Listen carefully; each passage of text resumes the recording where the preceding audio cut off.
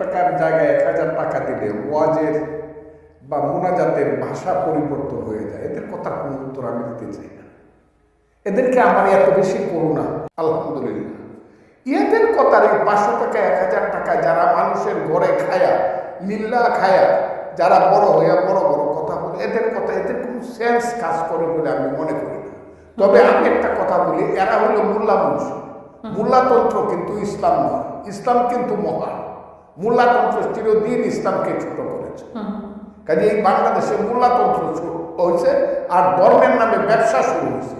এই যে ব্যবসায়িক দল, ধর্মের নামে যারা ব্যবসা করতেছে, তাদের কথার উত্তর দিতে গেলে এই যে তারা হাজারে হাজারে জমা হয় সোহরাওয়ার্দী উদ্যানে, প্রত্যেকে প্রতি শুক্রবার পাইছে আল্লাহর মহান দিন, শুক্রবারের জুমার নামাজ পড়ি হাজারে হাজারে ওই মাদ্রাসার ছাত্র পাইছে, গরিব মানুষের সন্তানেরা।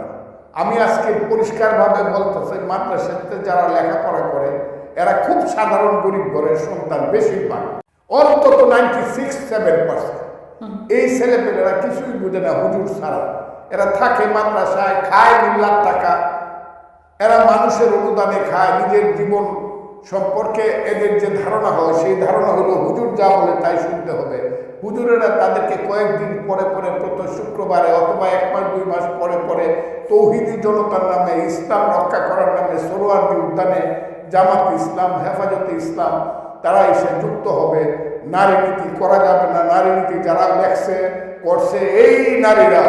আমি তো মনে করি এখন যদি বেগম রোকেয়া থাকতো, আজকের মোল্লা মুন্সিরা তাকে ব্যত্রাঘাত করতো অথবা তসলিমা নাসরিনের মতো দেশ তারা করতো বেগম রোকেয়া। এই কারণে আমি সবসময় বলি, কি করলাম গাজীর গীত গায়া, 5 টাকা কামাই করলাম 1.5 টাকা খায়া। যারা নারীকে, যারা নারী নীতিতে প্রগ্রেসিভ কথা বলে, তাদেরকে যারা বেশ্যা বলে, এদের তো মায়ের পেটে জন্মগ্রহণ করা ঠিক হয় না। আমি তো মাকে বলবো এদেরকে পেটে ধারণ করে না মা। বাইরে মৌলানা মৌলভী সাহেবদের বলে যে মায়েরা বোনেরা, তাদেরকে বলবো তোমরা এদের বাচ্চা পেটে দিও না, এরা তোমাদেরকে খুব ছোট নজরে দেখে। আমি খুব কঠিন কথাগুলো, এই this time once it will come, যে বাংলাদেশের 1 কোটি মহিলা, তারা তো 50%, 18 কোটি মানুষের মধ্যে আমার মা বোনেরা তো 9 কোটি। এই 9 কোটি একদিন রাস্তায় বেরিয়ে এদের বিরুদ্ধে, এদের পাতে ভাত দিব না, এদের জন্য তরকারি রান্না